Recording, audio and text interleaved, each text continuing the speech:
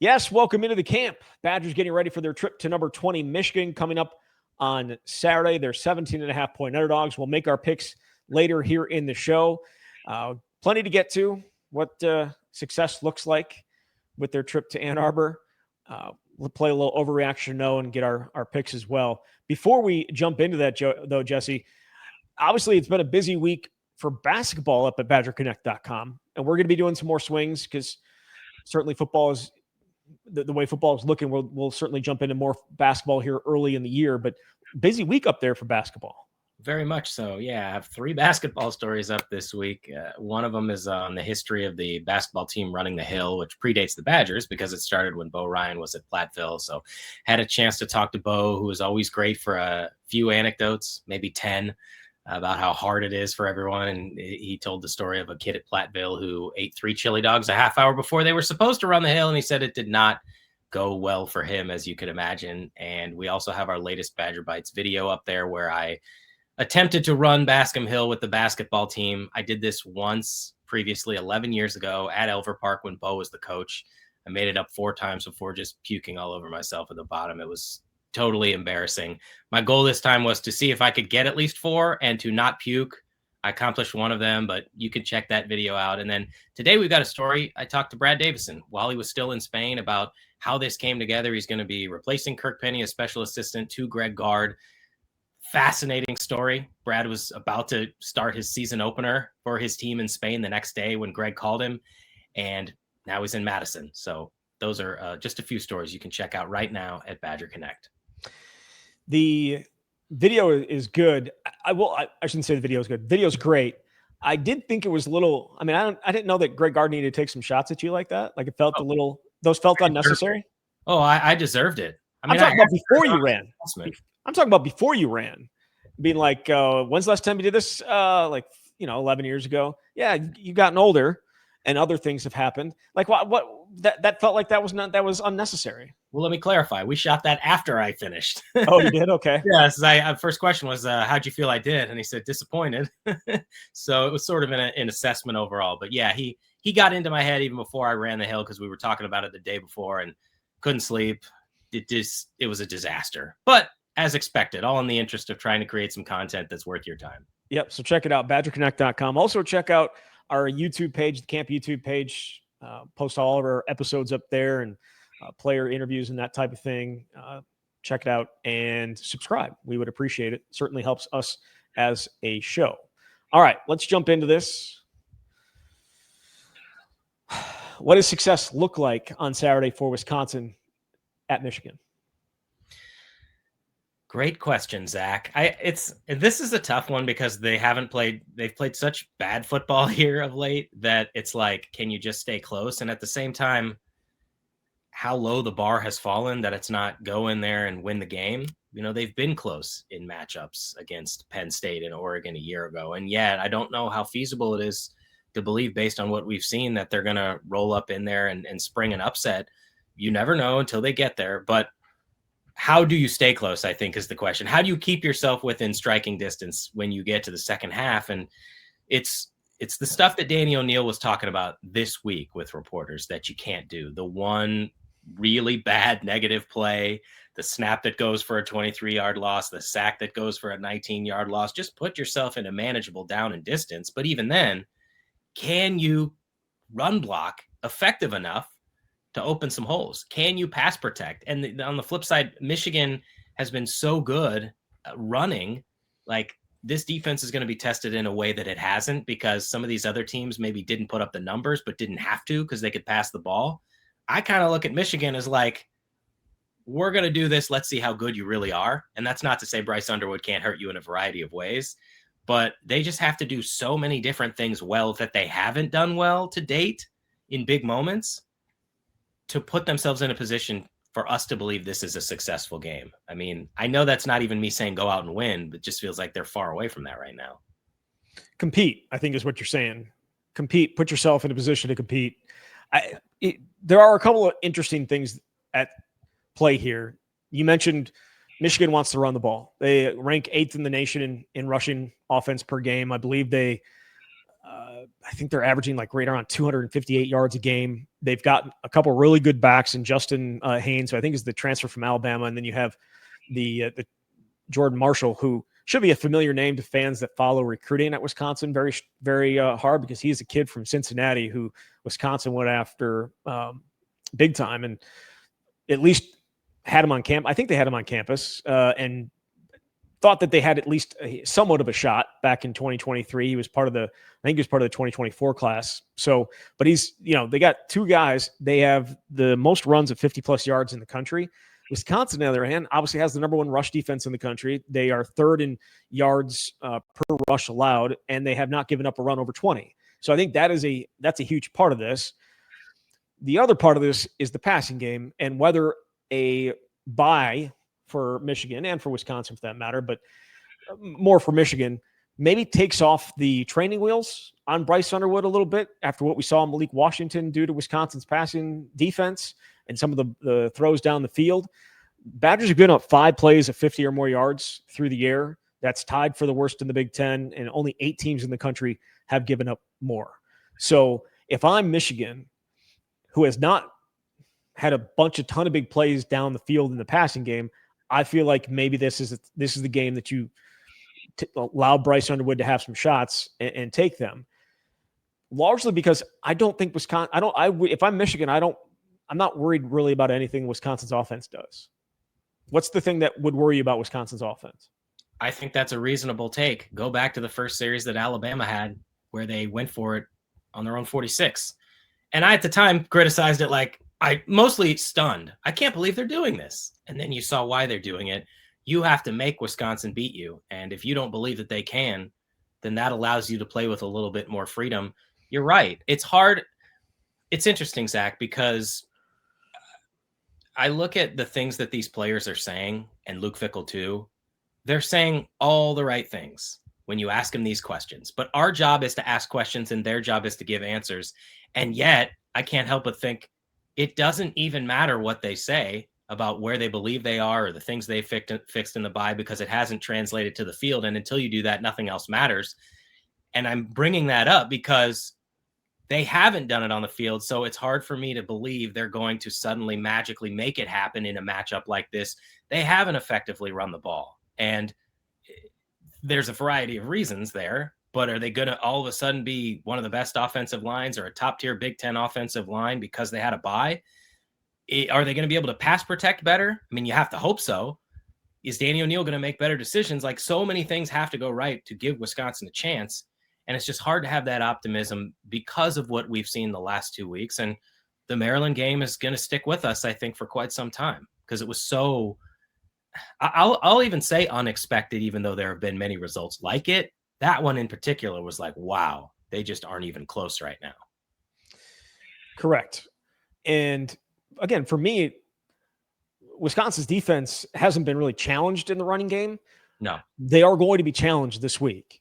I just don't know if you're Michigan, if maybe you don't have success early, or maybe you do have success early and you're able to hit some play action, and all of a sudden it's a nightmare for Wisconsin. That said, the Badgers offense, I don't think Danny O'Neil's wrong in what he was saying, the things that have hurt the offense, like the one big thing that has hurt Wisconsin's offense. I think it's accurate. It is. It's, you get some momentum and you make a disastrous mistake, whether it is the snap or whether it is the play call and putting Dylan Jones behind the center, or it is Danny O'Neil making an inexplicable decision to throw the ball like he did on the second drive of the game against Maryland, just a pop fly that sets up the first touchdown for the Terrapins.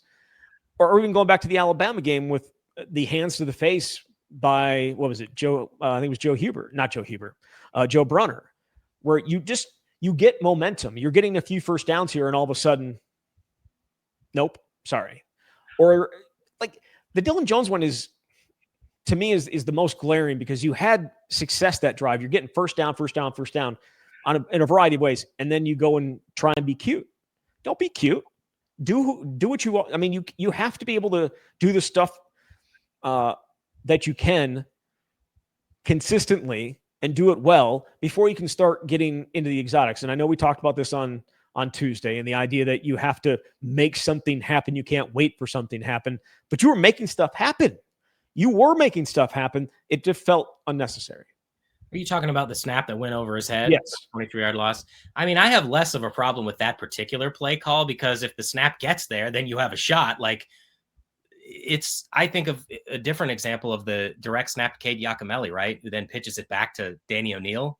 That's just a design that doesn't seem to put you in a position for success, but it is something that they have to figure out. And Luke Fickle talked about on Monday, this balance you have to strike of doing the things that you do and trying to get something positive to happen, but then you're doing things that aren't something you practice as often. So I think it goes back to me for like everything that they're doing on the field hasn't translated. And until I see it, it's hard for me to believe something's going to be different. So an extra week off sounds great, but what are you going to do that is going to prevent you from having that big mistake if that's who you've been in these big moments to date?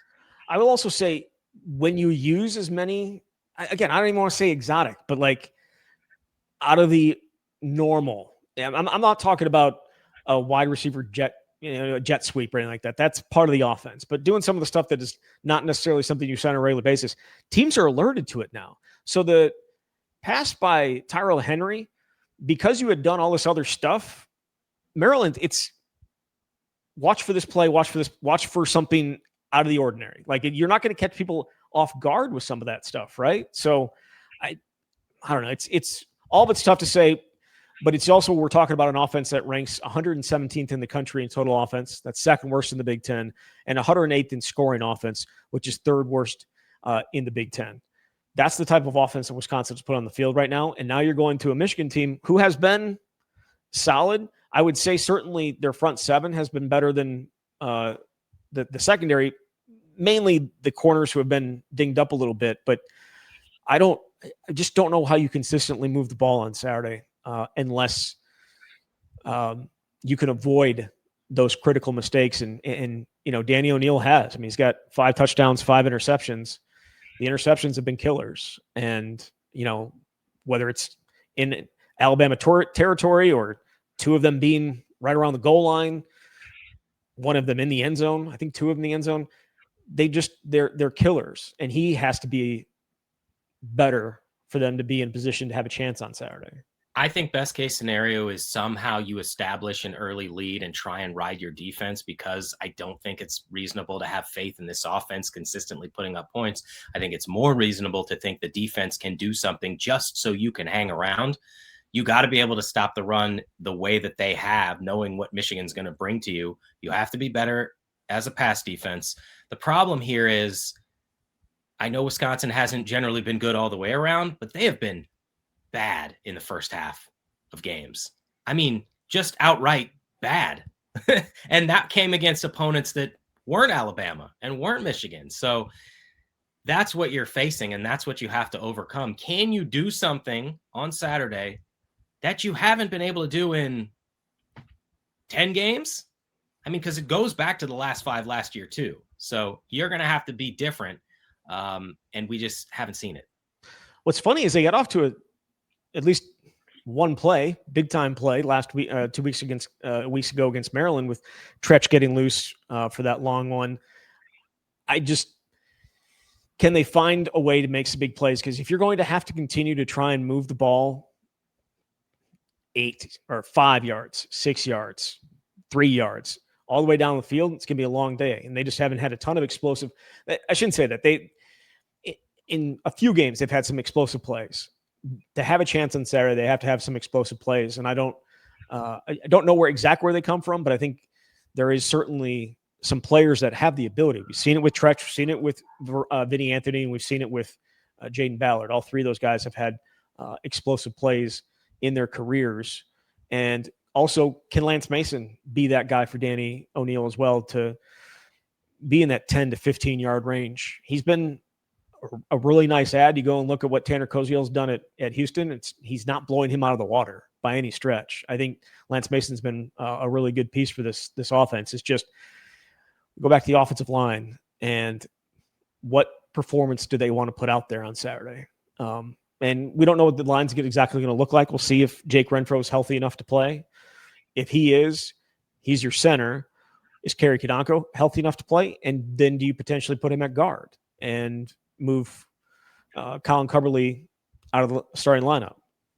I think that there are some options. And obviously Joe Brunner, too, was not in the lineup, or not in the lineup, but not practicing a ton last week because he's dealing with some stuff, too.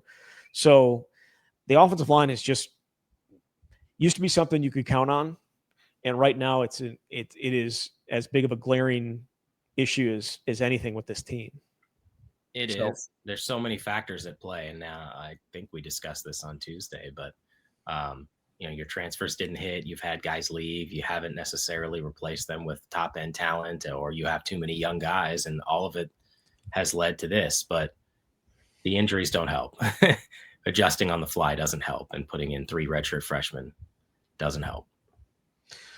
Also, special teams, can they win that battle? They haven't been horrible. Last year they were horrible, right?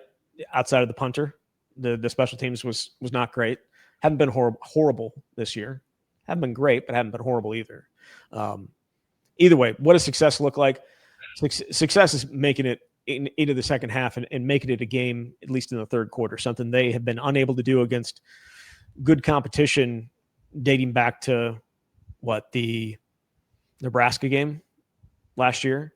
Because they were in the game, obviously, against Oregon. They were in the game against Penn State. They weren't in it against Iowa, the one that was between those two games. But they were in against Oregon and Penn State. They just have not been in contention, even at halftime, against good teams. Whether it's not even good teams, Power 5 teams, Power 4 teams. So can they do that? You know what else I'd like to see, Zach, honestly, is we know there are going to be some things that don't go Wisconsin's way in this game. And I said this after the Maryland game, that it feels like they fold up like a card table at the first sign of adversity against a halfway decent team. And that may sound harsh, but again, look at their record. Other than a couple games that were close, as you said, against quality competition, they've gotten blown out. What does this team have in it when it gives up a touchdown? Is this an offense that's going to go on the field and go 3 and out, and then the defense gives up another touchdown and this game's over halfway through the second quarter? Or is there going to be, saying fight or mental fortitude may feel like, how do we really know what they're thinking? But do something different on the field, that when something doesn't go your way, you can at least put yourself back in position to hang around. Yeah. Look, the defense was put in some horrible positions against Maryland, right? Like the first time the second time they were in the field, they were on their own 4-yard line trying to keep them out of the end zone after the interception, right? So they've been put in some tough spots, and we talked all offseason about the run game and the ability to stop the run, and they've done that. Just, at least on paper, no one's done it better than them so far this year. They haven't really been tested. Saturday, they're going to be, I think, tested as tough of a test as they can possibly face this year. I think is coming on Saturday. So if they are able to stop that, then you feel good about going into the Iowa game, that it's not going to be the same thing as it was last year, where you're getting pushed around and run over for 300 yards. But I just think the passing game, if what we saw Malik Washington do, what we saw Tyler Simpson do, can the number one quarterback in the country from last year do the same? We'll see. It's going to be a huge test for them. And, Ricardo Hallman talked all offseason about being able to have a season that put him into contention to be drafted maybe on the second day. And he hasn't had that type of season so far. Saturday is another opportunity. He's got opportunities this month. It's just full of opportunities for him. And I don't even know about playing better. It's just making a play. Someone in the secondary make a play. And obviously not having Preston Jackman's not easy, but someone in the secondary has to make a play for them, because it hasn't happened this year. I think Emilio that they have, and that came in the second game. They haven't done anything. They haven't been able to force turnovers these last 2 games. And it's a huge part of their inability to flip the game like teams have done against their offense. So we'll see. All right, let's jump into a little overreaction or no. And I don't know that you're going to like any of these, but no one said I had to like anything we talk about. Well, that's true. I just don't want you to be distraught over anything that is happening here. Danny O'Neil will be Wisconsin's starting quarterback next season. Is that an overreaction or no? I love this question being asked 4 games into the season. Not an overreaction. What? He'll be your starter next year. What? How should I know? They might have an entirely different quarterback room. Has he shown you anything to say that he should be in contention for the starting job next year? I think that's more what I was thinking with this question. Sure. Should be in contention, yes, but like, let's just play this out since the question's been asked. Okay, Billy Edwards Jr. is gone. Hunter Simmons, I mean, he's got a year of eligibility left. I don't. Does he? He used the red shirt. Like, he already used a red shirt, so I think he's gone, right? Unless I'm missing. I don't think he used the red shirt, because they were talking about that, like whichever guy doesn't earn the starting job could redshirt, but he's played in 2 games now. Right. Okay. Now I need to look this up. Yeah. He took a redshirt year already is the problem. And I don't think you can say this is like a medical redshirt. I think, no, not this one. I think that one could be a medical redshirt. Oh, the first one was? Yeah. Yes. All right. Fine. Whatever. Again, details are irrelevant. Say he is here.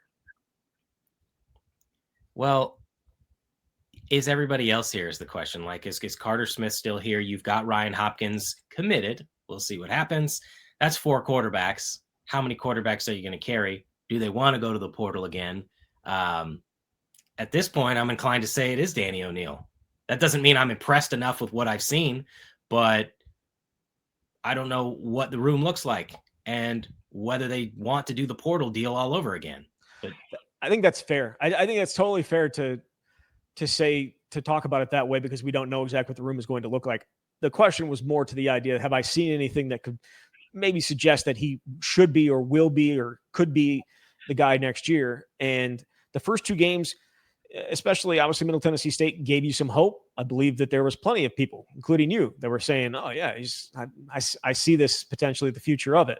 Yeah. Last 2 games have shown us that probably isn't the case just yet, but it's also Alabama on the road and a Maryland team when they could not protect him at all. Right. So that's, to me, the starting quarterback is important.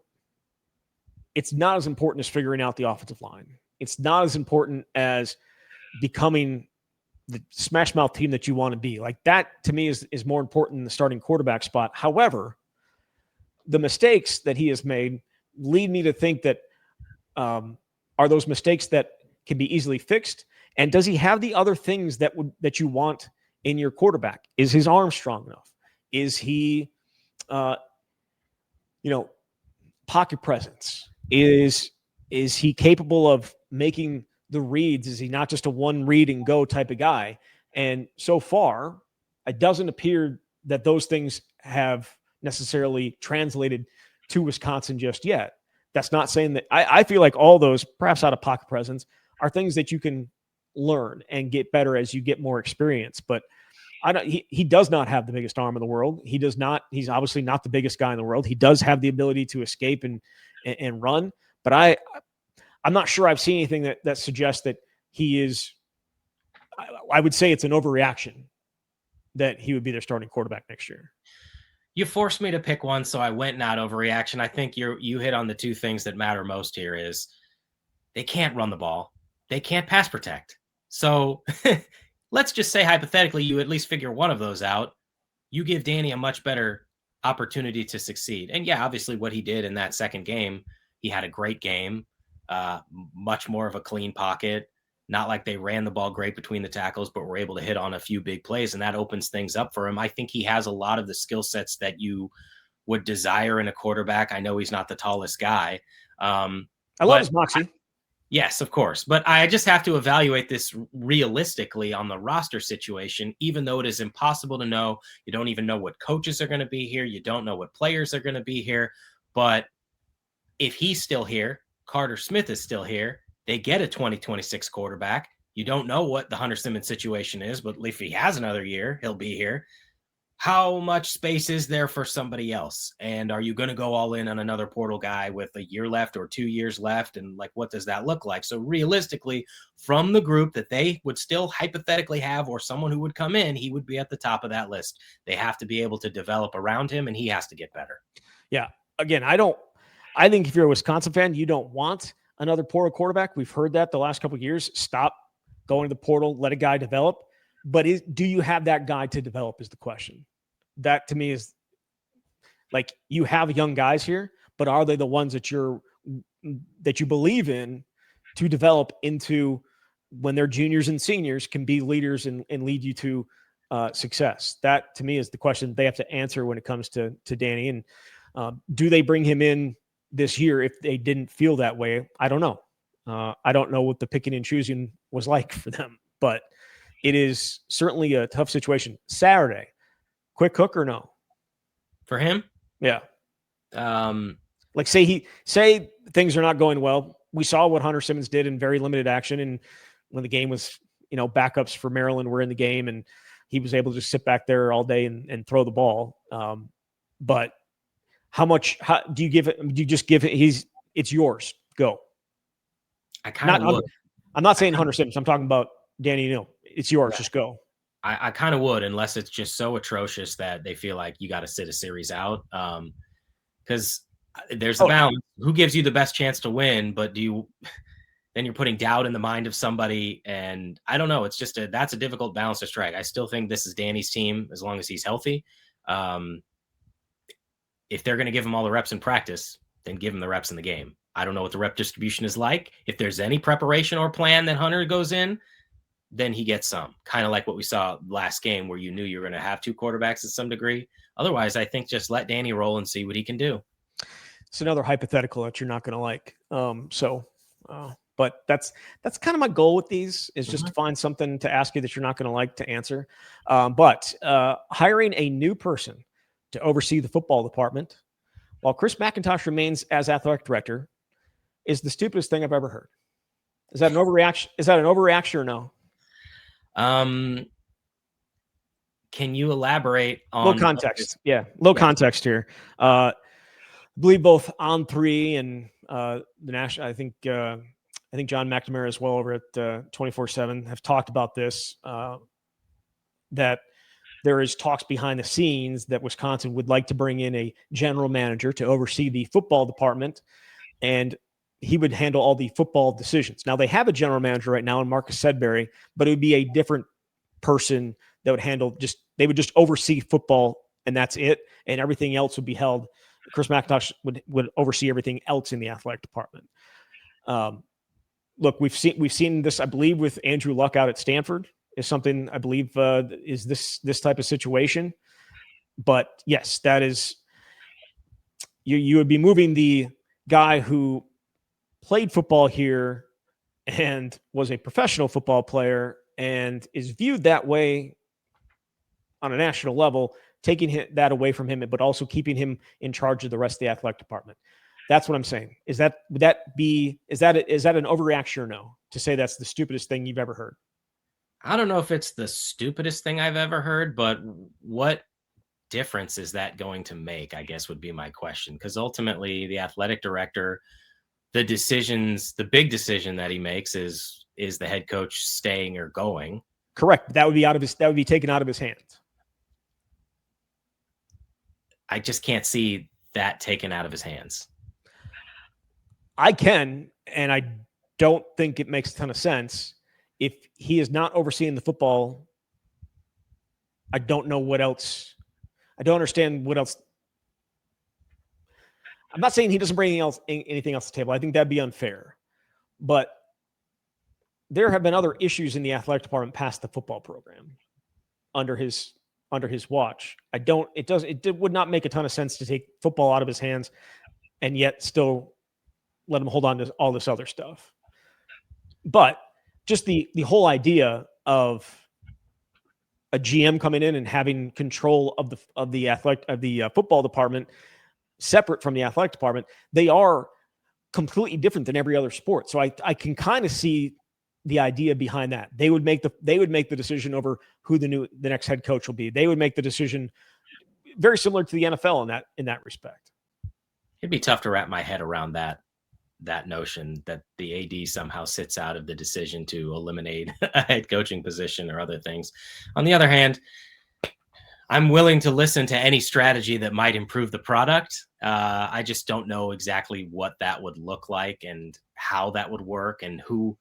Okay, so you hire that person. What's their relationship with the head coach? Are they completely independent? Do they have no relationship with them so they can make sound decisions that aren't tied to how they feel about people? Presumably that's what you would want. But it sounds sort of crazy to me right now. And also, if that's a way to get better, I'm not going to say no to it. Yeah, again, this would be a decision by, I guess I don't even know if it would be a chancellor's decision. It would be, I think there's a lot that goes into it. What her role here is, she's the one that is coming out and giving Chris McIntosh a vote of confidence. I don't know. I think that's about worth as much as the piece of paper that was put out on, or the email that it was sent out on. I don't know that it matters at all. But if this continues to go the way that it has this year, it's very difficult to think that you would want Chris McIntosh making that next hire either, right? Like, I think that's the problem here, is he would want somebody else making that hire, even though in the moment when he made the hire, it made a lot of sense to a lot of people, and it has not worked out the way that they expected it to. But it was also a huge, huge gamble going away from what Wisconsin had been for so long. And it has, to this point, blown up a little bit in their face. And I guess maybe a little bit is probably an understatement, but I think it would be stupid to hold. I think it is the stupidest thing. One of the stupidest things I've ever heard, to hold on to him as athletic director if you're going to take the football department out from underneath his purview. It doesn't make any sense at all. All right. Last one here. Luke Fickle should be fired if Wisconsin does not win another game this year. Oh, $1 million question. Well, actually, it's slightly more than $1 million question. $25 million question, which is my question back to you. Where is the money coming from? Is it only based? If it's only based on the merit of what you've done on the field, it is hard to defend that. It is hard to defend 10 consecutive losses to close a season in year 3 when you've talked about building towards something. And I understand all the terminology about a mountain to climb, and we knew how difficult it was, and we knew what we were signing up for. And you can know all that. 2-10 is not acceptable at a program like Wisconsin when the standard should be so much higher. But, and it's a huge but, where's the buyout money coming from? And do we think that's less of a factor of because you'll negotiate it down because people will be so fed up that money appears because somebody else will pay for it? I've said all along, I think that Luke will get to year 4, that he should be afforded that opportunity to show what he can do with more time. But a 2-10 record, all bets are off. 2-10 is just astonishingly bad, even if you knew this schedule was going to be difficult. Here's the thing. The difference between doing it now and doing it next year, the money isn't that much different. I think it's about 6 or 7 million. Is that worth it to have a lame duck coach? Again, we are sitting here on October 2nd talking about something that won't be decided until late November, in terms of how many games they win the rest of the year, right? So, but they need to have an October that at least shows progress. And they need to have a November where they need to win some games. I thought you were going to say a November to remember, Zach. I almost did the October to remember, and I'm like, nope, that wasn't it. Vince Beagle, it was November to remember. Said it at Purdue when in 2014 when Melvin was rolling through everybody. But yeah, November to remember, right? And it was a November to remember, and I believe the first day of December was one to forget. Yes, it was. You know what's interesting about this conversation, even though people may think we're jumping the gun, October 2nd, 3 years ago today, Paul Chris got fired. Pretty Yep. wild to think where we've been in 3 years. It's been a while. It's been a ride. It's been a Yeah. wild ride. It's been a hell of a ride. A hell of a ride for sure. Yeah. Look, I mean, I know this is kind of the question that a lot of people are asking, because if you're a fan, you are disappointed and fed up with what you've seen, and at a certain point, you're wondering what would it take to turn the page. 2-10 is going to provide some serious discussion, but I'd also say, like, we're not Relax. there yet. 8 games. Let's just play this out for 8 more games. All right. We're sort of locked into this at this point. So 8 games over the next 9 weeks will determine an awful lot. Woof. A lot of tough ones in there, but we'll see. All right, let's jump into our picks. We had, I mean, I would say, I'll get this. I will say, Wisconsin had a bye week. We probably should have taken a bye week because it was not a good week for either of us. Both went 2-5. You're now 17 and 18 on the year, under 500 for the first time. I remain under 500, but now I'm 7 games under 500 at 14 and 21. Only 3 games back of you. We have locked in my punishment. We're still looking to lock in yours at some point here. But let's jump into this, Jesse. In our first game, old friend Phil Longo. I was thinking Paul Christ. We hardly knew you. I was thinking, yeah. Yeah, right. Paul Longo and Sam Houston State taking on New Mexico State. Sam Houston State is 0-4. They just got plastered by Texas 55-0. They have lost games to Hawaii and UNLV and one other team that is not very good. And yet they are somehow a 1.5-point favorite going on the road to 2-2 New Mexico State. I can't understand this, because even if New Mexico State played some 8th graders, they at least have 2 wins. So I'm going to say that New Mexico State wins at home. So I was looking at New Mexico State's wins. They beat Bryant 19-13. They beat Tulsa 21-14. Lost to LA Tech and lost to New Mexico, both in blowout fashion. I'm sorry, what did you say? Mexico State. Are you going with the Fighting Phil / Paul Longos? I feel good about Paul and really what he's done offensively, getting shut out by Texas like that. But no, I'm gonna take New Mexico State at home. Give me.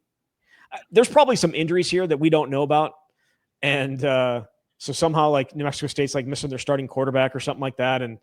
But yeah, both Mayberry Batoyer and Landon Locke have played some football for Sam Houston State. They're not their starting quarterbacks, but they have played a little bit in some games here.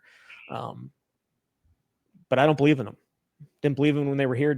I'm not going to believe in them when they're down at Sam Houston. So I'll go New Mexico State as well. Virginia on the road at undefeated Louisville, and the Cards are 6.5-point favorites in this game, despite Virginia coming off what was a huge win for them. Over. Wow. I didn't do my homework on this one, Zach. So No, okay. Right. I'm gonna go Louisville. They beat Florida State. I'll go Louisville on this one. Okay. You like your extensive analysis? I appreciate it. Yeah, I mean, Jeff Brom and Louisville feel like they're always a little underrated. They do have the offense. They do have a nice, I guess, I'm going to say scheme, but Jeff Brom, it just feels like offensively always figures out a way to score points. The defense hasn't always been great for him at his various stops, but I'll take Louisville at home, 6.5. Iowa State. I put a lot of ranked teams that are on the road and underdogs on this one, just because there were not a lot of great games to choose from. But either way, Iowa State, ranked 14th in the country, going to Cincinnati to visit the Bearcats and Tawee Walker. And the Bearcats are 1.5-point favorites in that one. I'm going to go Iowa State. Cyclones are still unbeaten. They are. Beat Iowa. And I just think they're going to take care of business. I think that's going to be another, their college football playoff team in the end. Yeah, give me Cincinnati in that one. Tui has gotten, I think he had like 14 carries last week. I think he had a touchdown. So give me Cincinnati. Miami on the road at Florida State. The Hurricanes 3.5-point favorites. As I mentioned, Florida State coming off their first loss of the season. They lost at Virginia in a game that I still don't know how their wide receiver survived. I don't know if you saw this clip after the got swallowed whole. He did. I have no idea how he survived that. That was one of the quickest field storms I've ever seen. But apparently he did make it back to Tallahassee, and he'll be able to play on Saturday when Miami comes to town. I'll go Miami. I think that the U is, they've been awesome this month. So I know it's a road game, but I'll go with the Hurricanes. Florida State's was really good their first 3 games. Not so great, obviously, against Virginia, perhaps looking ahead to Miami. I will take Florida State at home. Vanderbilt beat Alabama a year ago. Diego Pavia, that was his big coming out party. They are undefeated. They're ranked 16th in the country. They're at number 10, Alabama. The Tide, 10.5-point favorites in that one. They're coming off an impressive win at Georgia. Man, that's a big number. I don't know. I just have some confidence in Diego Pavia, at least hanging around. He's got 13 touchdown passes this year, and he's completing like 75% of his passes. So I think Alabama wins, but it might be single digits. So I'll take Vanderbilt. It's a tough one, just because you're right. I read a story today that it's not just Diego Pavia. It's an entire just whole change of attitude and all that good stuff around Vanderbilt football. But Alabama losing the way that they did last year, especially the way that, Nick Saban said, there's tough place to play. There are tough places to play in the SEC. All the places are tough except for Vanderbilt. And then they went into Vanderbilt and lost, obviously. I think Alabama looking for some payback. I think they cover that 10.5. Washington coming off a loss at home to Ohio State. Now on the road at unbeaten Maryland. Somehow the Huskies 6.5-point favorites in that one. I like Maryland to at very least cover the spread. I know Wisconsin was bad, but Maryland deserves a lot of credit. They led that game 20-0. They have a freshman quarterback who's really been outstanding. So I'm taking Maryland at home. Yeah, Washington's defense was good enough for a while there. I think Ohio State didn't score until late. Didn't score a touchdown until late minutes of the first half. I'm going to take Maryland at home. Wisconsin on the road, number 20 Michigan. The Wolverines 17.5-point favorites. I believe this is the biggest spread for either team since I think at least in the last since 97. So it's not. Yeah, it's a big spread, but Wisconsin has not exactly covered big spreads of late. I could go either way with this, but I keep coming back to what have you done to make me believe that you're going to hang around and keep this close? So I'm going to say that Michigan wins this game 28-10 and therefore covers at home. Give me Michigan 34-10. And obviously Wisconsin is unable to stay within that spread. So we'll see. I don't know. Do we want to end with some positivity? What's the one reason Wisconsin could win this game? Michigan mistakes. I don't know. Almost you have to be gifted an opportunity. But Wisconsin just continually beats itself. Here's the thing. That's right. It has to be a situation where Wisconsin does not beat itself. And you hope that a true freshman quarterback, maybe with the gloves off, not gloves off, but like the limitations off of some of the passing game that they've had these first four games. Maybe they take him off and he throws some balls down the field. Wisconsin gets some hands on him. And they have some turnovers. Wisconsin has to force turnovers in this game, and they have to not have any themselves. That seems obvious, but Badgers just haven't been able to do it, especially in big games against good opponents. So can they do that? And also, can they hold on to the ball in terms of time of possession? We know that Michigan wants to run it, but can Wisconsin have some success running it? It doesn't have to be 6 or 7 yards of carry. It has to be 4 or 5 yards of carry. Can they do that? Something we haven't seen. To me, that's how you win this thing is don't turn the ball over, control the ball, and take it away from Michigan. So whether they can do it or not, I guess we'll see on Saturday, and we'll be back to talk about it next week. Jesse, thank you very much. Thanks, Zach. Talk soon. All right, there he is. Jesse Temple from Badger Connect. You've been listening to The Camp.